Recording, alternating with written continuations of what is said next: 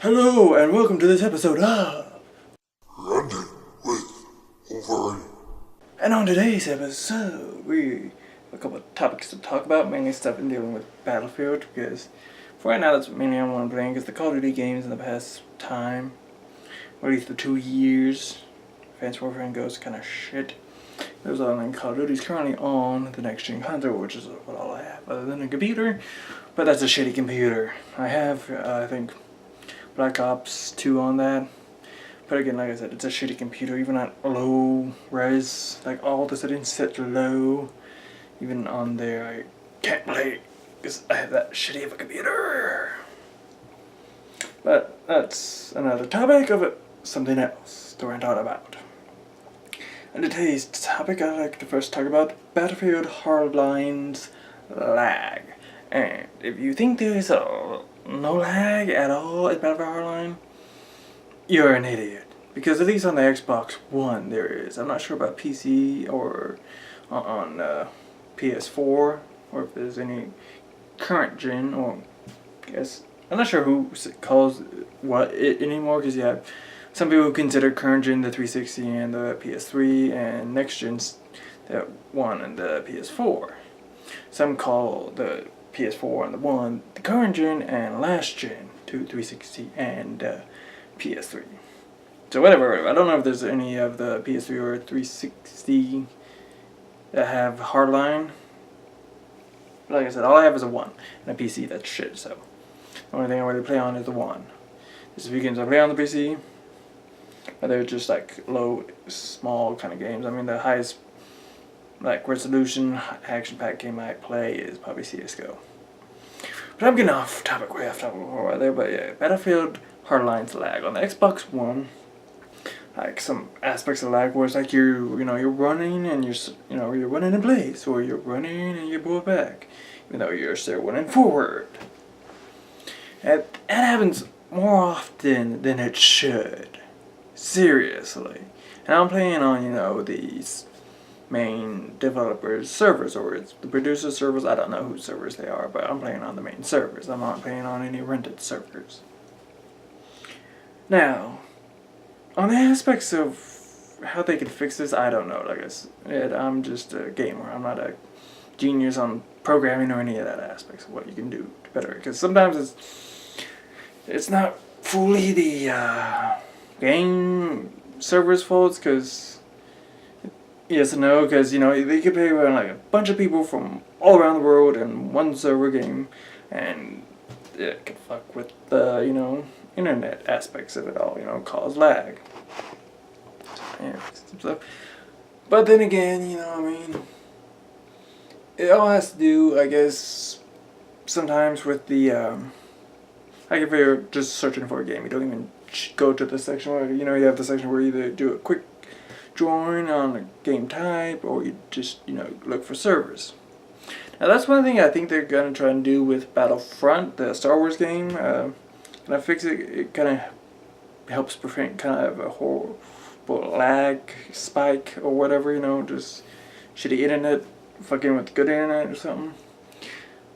And I can see that being one of the positive reasons why you can't search for a server in Battlefront, because they say it's more of a ranked base or a skill based real matchmaking, but even then it's hard to say, because Call of Duty says they've had that for a while, and I don't know. I mean, kind of yes, kind of no. Kind of yes, because you search for games, you don't go for a server search. But then again, you have friends, you play with a lot who are, around the world, and you can jump into the game together or join somebody's game. It's a friend, so it's all hard to say. It's hard. We'll see how the next Call of Duty does, if it's any better, but we'll see. So far with the beta, it was okay, but that was just the beta. But I wish they could do. I hope to God they really work on Hardline a bit better. Because I don't know if that company that did Hardline, that made it, are working on anything current, or are they gonna try and really better Hardline? It's hard to say. Because they could have just gone from making Hardline to start making another game. But that's not the way that Battlefield went. with Battlefield 4. Battlefield 4 came out, it was shit, and so, they were going to start doing protection on the next game, and they halted that and started helping, better Battlefield 4, but I think with Hardline, the damage has kind of been done some bit, because it's just, it's hard to play a game sometimes, because you feel like you're getting screwed over for the lag, because, if you don't know what lag is, say you're playing a game, like Battlefield, and you are looking at an area and there's a corner, and a guy comes behind that corner and kills you. Now, from your perspective, he just appears out of nowhere real quick and kills you. You had no opportunity to shoot them. But on his perspective, he comes around, sees you, shoots you, and would assume that you would have time to shoot him. But on your perspective, you didn't. He just appeared, shot you, killed you. That is what lag is. Well, it's one of the aspects of it. I'm not sure if there's any others. Well, there kind of is. Like I said, if you're running and you start, running in place or getting pulled backwards, but you still trying to run forward, that's, I would say, another aspect of lag. But this is just all my assumption. This is me just, as the video says, I'm ranting on about stuff. I'm not 100% saying everything is what I'm saying is true. I'm just trying to get this hate of what's in me out there, more. Yeah, we have a good positive way, because, unfortunately, with these games, when they do crap like this, or, you see somebody possibly cheating, it's hard to tell. It's hard to do on the consoles and the PC, but it's still possible. And sometimes it's harder to detect. Yeah, but, it's just stuff that pisses you off, so, you need a good way to get it out, because most times it's just you're yelling, like, what the fuck? How did I die, I'm trying to get all this anger that I'm having in me out in a more positive way. That's what these ranted videos are. That's, my thoughts on the whole Battlefield lag and stuff. And I have another part that's kind of a two-parter section kind of thing, but whatever. It's Battlefield versus Call of Duty's death cam, and possibly in Battlefield if they could do a split view death cam. Now, what I'm saying is, if you've never played one or the other, or never played both, the Call of Duty death cam, when you die, you see a replay from the person who killed you perspective on what they did to kill you. Now, on Battlefield's death cam, when you die, of course, these are all if you're not in hardcore. In hardcore, it's just you don't know shit. But the regular aspects, what most people play is, if you die in Battlefield, the camera looks at the enemy and sees what's happening with him, whether or not you hurt him somewhere, like what his health is, game tag, a bunch of stuff, and like what he's doing at that moment. You don't see anything before what happened, which I find kind of a bit of annoying. Now, the other part of the death cam is the reason why you're seeing this is because it's given a certain amount of time for your teammates to revive you. But then after that, you still have like a time where you have to wait for you to be spawned, which is another thing I hate. It's like, because for me, it's like, always seems that fucking number before you can spawn after that death cam is random. It's just fucked up. It's something I think they also need to fix and take care of. I'm not sure why it's there if after you've already seen this death cam, because in the Call of Duty death cam, you have a timer of you can watch what happened to your death, or you can immediately hit the respawn button and spawn in, and I have to watch it, which is kind of what I like about the Call of Duty death cam. It's like, oh, I know how I died, let's move the fuck on so I can get back into the game and just continue trying to kill people. But that's why I feel kind of how the Call of Duty death cam is kind of a bit better than the Battlefield death cam, because at least you saw what happened to your death, because a lot of times you don't know what the fuck happened. You want to kind of know sometimes, like, how the hell did he kill me? Because, again, with part of the aspects of lag, you think, you're getting shot at and you move behind cover, but somehow they still hit you. That's the unfortunate aspects of lag that kind of also happens in Call of Duty. Like, you think you got behind cover in time, but in their perspective, they still got you. It's one of the things I think they need to stop making shooters and find a way to fix. Because it's annoying as hell. Lag needs to die off. Hardcore style. Seriously, lag is annoying and stupid, and it affects shooters horribly. I think it's something that needs to seriously be addressed in games. It's like two things that I think need to be addressed in, well, not games, but shooter games. One is the lag. It really needs to fuck off. And two is the spawns. Because I can barely ever tell you of a game I have played that I haven't spawn died at some point. And I say, well, what about Battlefield? You can't spawn die in Battlefield because you can choose your sections. One, granted that's true, you can choose like areas in certain game modes you want to spawn in as, and you're risking more higher aspects if you're not spawning in your actual spawn area. But even then sometimes, in some older games of Battlefield they could kill you that way. But the main aspects you can spawn die in Battlefield is Team Deathmatch, which is annoying as hell. Which, granted, I understand kind of how Battlefield works, how they have it's supposed to be a team-based shooter, but they seriously need to add in free-for-all. That's one thing that I think Call of Duty has above Battlefield, is that you can have aspects where you play in a group of people in a team, or you can play free-for-all. That's why I like free-for-all. That's why I kind of like their when Black Ops came about with their I'm not sure what they're called, but you had Gun Game, you had One in the Chamber, Sticks and Stones, which was cool. And there was another one. It was pretty much like everybody had the same weapon. More kills you got, more perks you got, and at a certain time frame, you would shuffle to another weapon. Or it would shuffle to another weapon, pretty much.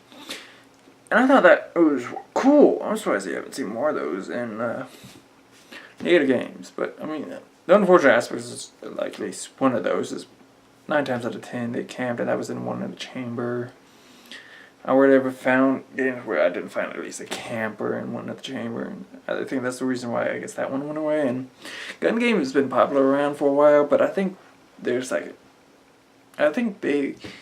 needs I'm thinking about a bunch of stuff, I'm gonna save one for another rant. Back to my point with the death cams in Call of Duty and Battlefield, I think with Battlefield what they could do, which would be kind of smart, is kind of have a split screen death cam, where it's on one half of it you're looking at the enemy like you usually do in Battlefield. When you die, you're looking at the enemy and see what's going on.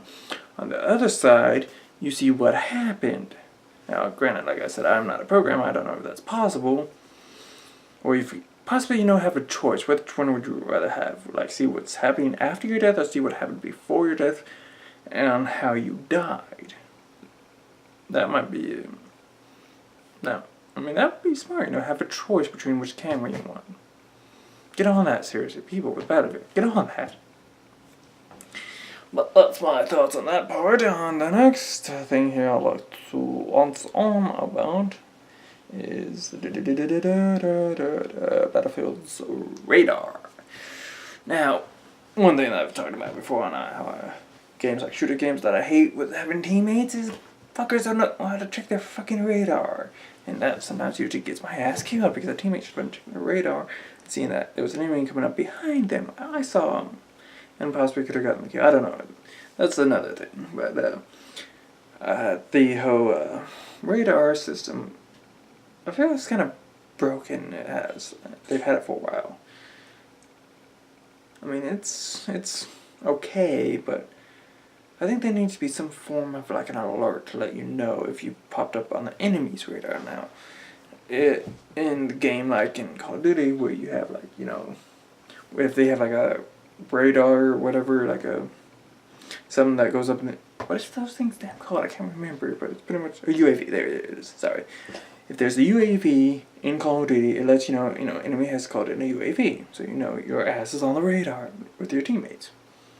But where the Battlefield is, what they have a spotter button, or whatever you want to call it. But pretty much, you can look at an enemy, you hit the button, and it tells you and your teammates on the radar, this enemy's here, and it's pretty much his blip has been popped up on the radar for your teammates. But, when you're spotted, you don't know that you've been spotted. You don't know that you're on the enemy's radar. And I think there needs to be something. There's some form of a perk, or, how you have in Hardline, how you can have, each class has, you can have a gas mask, a zip line, or, a hook, whatever you can shoot up and climb up, a zip line hook. So you have the zip line where you just let it button down, or you can like have that grappling. That's it. The grappling hook to shoot up on a building to climb up on. It'd be interesting if they also added one where one of those things abilities, we would know, have like an indicator, something pop up like that arrow that's on the radar for you that's green. If it changes to a different color, like blue or whatever. So how about it's not distinctive enough. And blue's pretty much for, your regular teammates that are not part of your squad, so what would be a good color? What would you think would be a good color? Because I'm thinking, like your arrow changes colors to indicate to you that you're on the enemy's radar, so you need to take more precaution. Because, like I said in Battlefield, like in Call of Duty, if in Hardline, if, a person is on your team is taken down via like a non-lethal melee or the taser, enemy can, start interrogating your teammate, and then everybody on your team gets popped up on the enemy's radar for a bit, kind of like a UAV in Call of Duty. Which, it takes a lot more of ability to try and get, your UAV in Call of Duty, in Battlefield than in Call of Duty, because you just got to get a couple kills in Call of Duty. Granted, that's one thing, it takes better skill, but to ensure that you melee or tase an enemy and have enough time without dying from one of their teammates to, pretty much interrogate them. Because it takes about like 4 or 5 seconds to interrogate them. It's not too long, but it's not too short either. But I think, it'd be interesting, like, at least for not the interrogation part of it, because they tell they interrogated, the interrogation went through it, we're on the radar.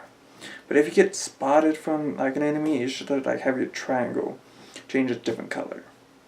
Maybe completely black, because I have the black outline for it, and it's green. However, it becomes completely black, and that you're on the radar, and then it changes back to green when you're off the radar. But that's my thoughts on it. Because I think it would be helpful, because I usually check my radar, see if, what's going on around me, if teammates are dying, if there's possibly an enemy on the radar. Another perk would be cool on Battlefield is like kind of like how they kind of had in Call of Duty, like enhanced hearing. Like you can actually really hear the enemy's footsteps, so that way if you're looking on the radar and you hear footsteps and you don't see a teammate, you know an enemy's around your ass. That'd be helpful too, kind of like a perk of that, But again, that's just me. That's my thoughts. Another thing on here is I think would be an interesting change of a class in Battlefield that I've kind of become annoyed with somewhat, is how you have the sniper class, which is you have your bolt action sniper rifles, and you have your semi-automatic sniper rifles in there as well. I wish they could have it to where it's like 2 different classes between those two, because I don't like hearing there's a sniper on the near you, and you think, and my assumption is he's a bolt action sniper rifle user. But good to know he's also a semi-automatic one, which I don't, for me personally, consider those people snipers. Because the only time I ever think of a sniper is somebody using a bolt action sniper rifle, because that's what I think of a sniper. Semi-automatic sniper rifles, I think of like semi-automatic rifle, like an automatic. You can change into a semi-automatic or a single shot. I think semi-automatic should have their own category. That's me. That's my thought on it. Oh. And on the last topic for today is Ranting with Wolverine. Is movie trailers. Now, even possibly game trailers, because here's my thought on them. Because, movies have been with trailers for a lot longer time, but even games are kind of getting into this unfortunate categories, and that is the categories of spoilers. Now, when you see them, you're not 100% assuming that they're spoilers, or they're giving too much away, especially with video games, because how much content there is. But with movies, it's average time of a movie is 2 hours, and some of these trailers are like 3-4 minutes, and they're seriously giving away some major stuff because they don't want to bore you and try and see the movie. They want to entertain you and show you all this stuff that's enticing to get you to go to the movie. Then you get there and you're disappointed because the majority of what you want to see is what you already saw in the trailer. And like I said, there are kind of actual some spoilers that would have been, I mean, not too major, that you would have been found more badass if you saw them when you went to see the movie and not in the trailer. Now, on some of those categories, like the first Mission Impossible movie, when Ethan Hunt, he blows up that helicopter, goes flying onto the train. If you haven't seen that movie, then you don't know what I'm talking about. But there's like a scene in it where he blows up a helicopter, where a helicopter is exploding. He flies, he lands on on this like speeding train on the back of it, and that was in the trailer, and that was pretty much the end of the movie. So seeing that was just like, seriously. Another example I think I've heard a lot about that. I mean, it's easy to say, but it's granted, it's a horror movie. Not the first, but Star Wars Episode 1: The Phantom Menace. When Darth Maul lights up his lightsaber and you see it go 1, then go 2, that would have been more exciting in the actual scene in the movie, and not seeing that just in the trailer too, because his whole battle aspects of him battling with the lightsaber is like a small bit, and to see that, I think more people would have been more excited to see that when they went into the movie theater, especially how bad those movies are. But yeah, I think with trailers, they just give too much, and not to mention nowadays they seriously show trailers way too soon. Because you see trailers like a year or two away from when the movie is, and that's like, seriously, I think that's something that needs to stop. Seriously needs to stop. I think a couple months out, like the first trailer, sure, but a year out, you're just, excuse my language, you're being a cock tease. If you don't know what it is, don't worry about it. Yeah, but if you know what it is, you know what I mean. It's stupid being out a year. I mean, teasers I can understand. It's like a small, like less than a minute clip to get you enticed before you see the trailer. But there's like so many trailers, like here's trailer number 1, 2, 3, 4, 5, 6, 7, 8, 9, 10. Max, I think, should be 3. That's not including the teaser. 4 would be with the teaser, but I don't consider that a trailer. I just consider that you got the teaser, you got the trailers. And I think max trailers amount there should be are 3, because I mean, granted they add a little bit more with each trailer, but again, you're adding more with each trailer. You get more of the movie away. And granted, it's not that much more they're adding in with each trailer, but still, I think they need to hold back on some of this shit, because they're trying to really excite you too soon. I mean, excuse me, if that was heard, I'm not sure. If not, okay, never mind. But yeah, with trailers, I think they seriously need to cool it down. With the content they throw in, the lengths are seriously getting longer on these trailers, and pretty much by the time, 5 years from now, you've pretty much seen the movie in the trailers. I mean, that's kind of how it is now, but I mean, with the lengths of these trailers they keep getting longer and longer, I feel, not much, but still.